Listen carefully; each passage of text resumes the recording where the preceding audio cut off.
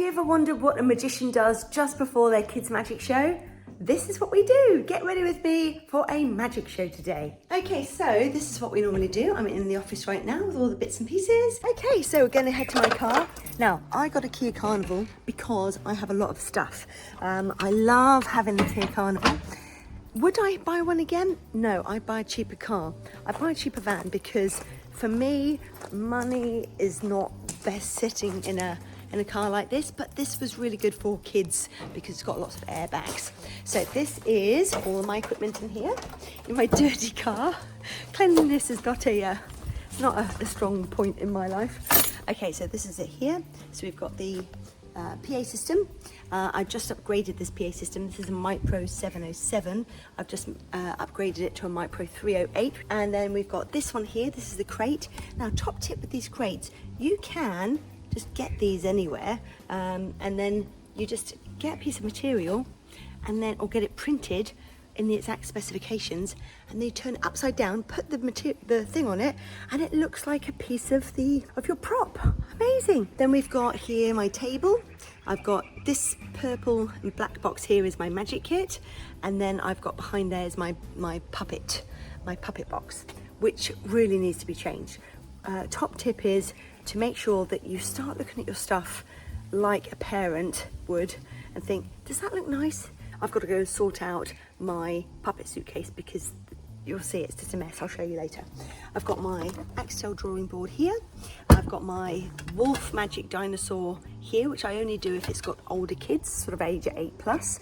And then in here I have got my magic backdrops, which is from magicbackdrops.com. I love it. It's about 1,500 Australian dollars, I think. This is it here, and the tripod there. And then we have got the paperwork. Okay, so as you can see, I have got a lot of messy stuff in here, but I have the paperwork for today. So on here is the fee, $660, and that is done by per child. So we have this. $12 per child, minimum payment $4.95, and I don't know how many kids there are, 55 children, which turns up as $660. If there's more, like, you know, I don't care how many kids there are when they get there. All I care about is, will I go out for $660 for a 45-minute show? The answer is yes. So when you do that, don't get hung up about the price. Think, is this good enough for me? Don't worry about anybody else. So we've got here the date. Just double check on the date. I do this a few days before, and I contact the client before as well, a couple of days, because things go wrong and she might have a different date in her mind. So we've got show type, family magic show, $12 per child, that's Australian dollars. Number of party bags, character, type of character, venue name. Now this is a top tip. Make sure when it's a park, you also have the address of the party as well, because sometimes they have parks with different random names on, like Oriole Park is also called Froggy Park. So just also have the address of the party. Then we've got parking facilities, and just double check on that. Make sure they don't think that it just says no. Sometimes they just write no. You think, cheers. Then we've got guests. Again, all of this is, don't get hung up on the guests, don't get hung up on the price, otherwise, you know, it's he said, she said, I owe you more.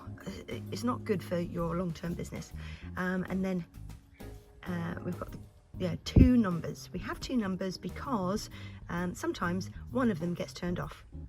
One top tip I do is when I'm looking at that, a couple of days before, I write down on the piece of paper what time I have to leave. So I take my current location, I take the address, look at that, add on about 10-15 minutes because of traffic, you never know, and then I write that number down, including an extra half an hour to set up. So at this moment in time, it's 12:30, so it's 12 o'clock to get there, and about half an hour to get there, so it's about 11:30 I've got to leave. It's 11:05 at the moment, so I will get on my way soon. While we're here, just some bits and pieces about other people working. So we have one of these, which is a whiteboard on the shed door, and they just write the problems with their costumes and equipment. They don't put anything about children were terrible. This is only purely practical costumes and equipment, so we can glance at it and go, crikey, you know, the princess has got a hole in her boobies. And then we've got to go fix it. I am not doing balloons today, but I will show you my balloon floor pump. Now these are great because they're just made of air, so it's nice and easy. I know some people have like electric pumps. I've seen them, they look good, but also I'm always frightened something's going to break. So I'd still, if I was a balloon twister, have one of these. And they are probably about $80 to buy on AliExpress.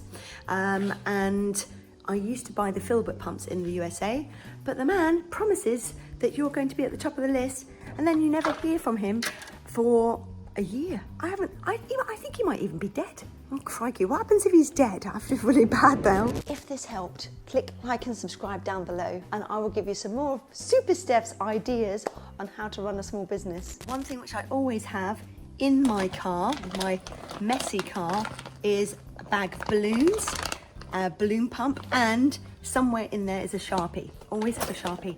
And if you're a magician, you have a bag of like close-up magic, and it has saved me so much. One time I forgot my actual whole kit. That whole kit that I've just showed you, I just forgot to put it in. And I opened it up, nothing there. I was an hour away from a show. It was a library. So I couldn't panic, I couldn't tell the person. So I was like, oh, yes, here's my stuff. Luckily I had the backdrop, so I looked good. And yeah, I just did my close-up magic for 45 minutes, spread it out. If you look after other magicians' equipment, then this is what I normally do. We put them in this shed over here. This is my shed, this is my performer shed, and then there's our other shed for random lawnmowers. And in here, ooh, be careful of the huntsman spiders and the redbacks. So in here, we've got a lot of equipment that have come back, and basically this is the best type of box that I prefer for magic shows, and I can't find them. So if you know anybody who's got one, look, this here. It's deep like this, and it's wide, and it's got little wheels on it, and it's got a pulley. I can't find them, and I've been looking for probably about 5 years, and so I could use a suitcase, but the suitcases, they flip open. I need something where I can take the whole lid off. Any ideas, please pop them in the comments below. Also, if you like this, just a general chit chat, and you like, please like and subscribe, because then I'll feel happy like I've got friends. And if you want a puppet to start with, then go to Puppets, spelled Pubbets. They're the ones that sponsored these videos, and go to there. They're good enough to go out as a professional kids entertainer when you're starting off. And they are such good quality and the most affordable puppets. Okay, so here's a top tip. When you're setting up, always make sure that you've tried to put all your boxes, your dirty old boxes, behind here, and then bring it out and set up in front. Don't just have all your junky old boxes here setting up. You know, if people are around, try and look more professional and sort of sneakily put it out to make it look pretty from the start.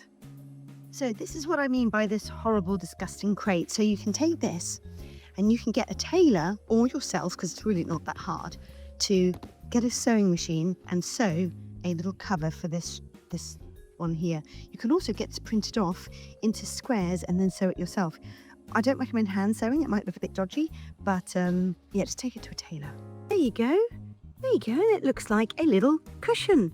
Now, this is the embroidery here. Looks a bit creepy, to be honest, but embroidery lasts a lot longer than printed. So if you want something that you're not going to end up having to chuck away because it's going to be crinkly and look old, then get it embroidered.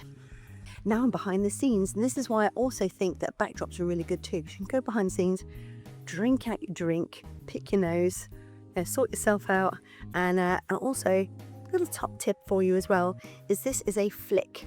This is the way I use the volume on my iPhone, and to have this like a little remote control. So I click it, double click makes it go up in volume, click down makes it go down, and then a click hold, and then a click hold makes it skip to the next track.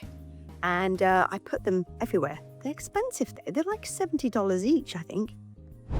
So while we wait for the kids to come in, we've got 22 minutes left for them to turn up. I'm going to show you some of the bits that I use. So this is my Mic Pro 707, and it's a great little piece, but it's actually so old now that the wheels are deteriorating on it.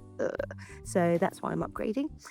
The reason why I like this, just in case you get a PA system, is because it's got a handle, and it's so much nicer just to have one which has got handle and wheels on it rather than just lugging it, especially as you get older. I've got like arthritis or frozen shoulder or something in this shoulder. It hurts.